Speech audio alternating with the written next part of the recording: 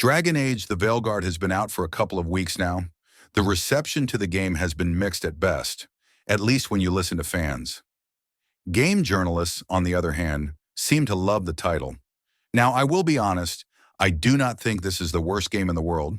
It definitely does have its moments.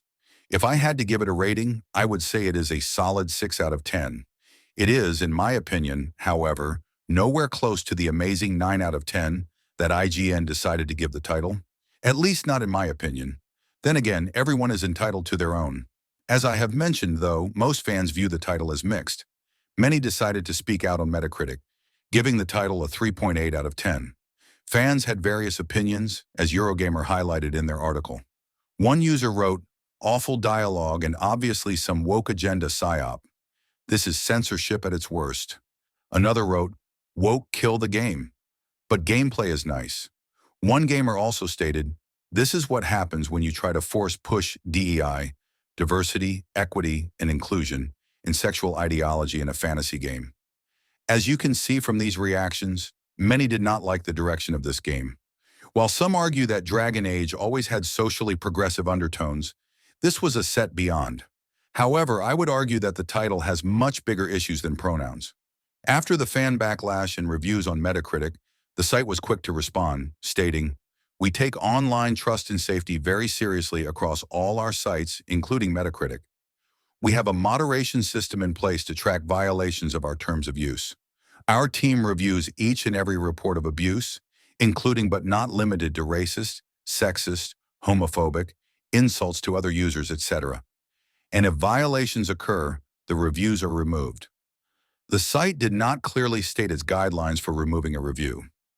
Based on previous situations, it will likely remove any review that mentions DEI as a reason for disliking the title. This is always where removing reviews becomes difficult.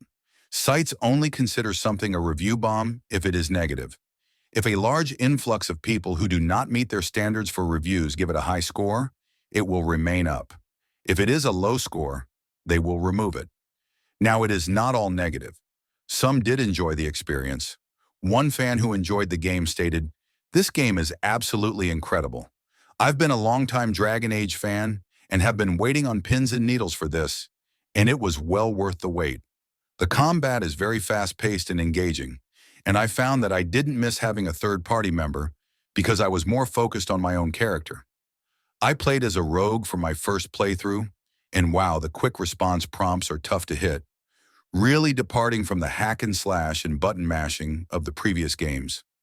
The world building is amazing.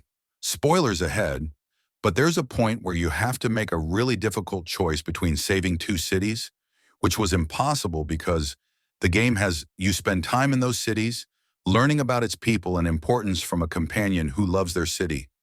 I love how each area is beautiful and complex and has a lot of hidden secrets to discover without the weight of a massive open world on your shoulders. The tone of the game draws a lot from Lovecraftian horror with its villains and makes you genuinely stressed.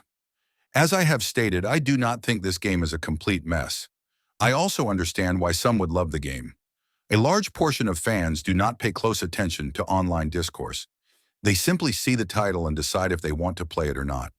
If you are a longtime fan, there is a chance that you might enjoy it. However, I have also seen many longtime fans being turned off by some changes. It is unclear exactly how many copies this title has sold. While some suggest that the numbers are even worse than Star Wars Outlaws, nothing has been confirmed yet and likely will not. It is worth pointing out that Dragon Age is not known as a massive system seller, although the last iteration did do a lot to boost the franchise. While most franchises of this size usually decline, Dragon Age did a good job of actually growing over the years. The first title sold 3.2 million units. The second one had a huge drop and only managed 2 million sales. However, the Inquisition greatly recaptured people's love for the games, selling 6.2 million units. Those are great numbers by any metric. The latest iteration of Dragon Age did cost $250 million to produce. That means that they will be desperate for sales to go up. They would likely hope for at least 7 million units sold. That would result in 500 million in sales. In the end, I do not think this title will suffer a loss. However, it is also not trending to be a massive success. I predict sales of around 5 million copies. But at the end of the day, only time will tell.